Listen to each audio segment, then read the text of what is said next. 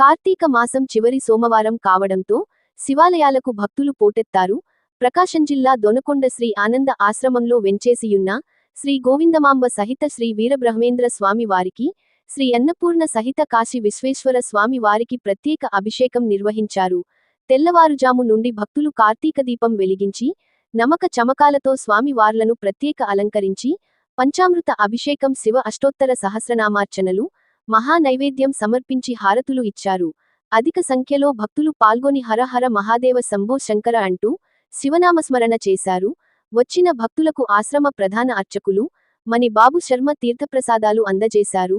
భైరవానంద స్వామి మాట్లాడుతూ ఆశ్రమంలో దీక్షదారులు అందరూ కలిసి ఈ నెల 19 బుధవారం సాయంత్రం 6 గంటల నుండి రుద్రాభిషేకాలు అయ్యప్ప స్వామి అరటి మండపాలతో మహా పడిపూజ నిర్వహిస్తున్నట్టు తెలిపారు.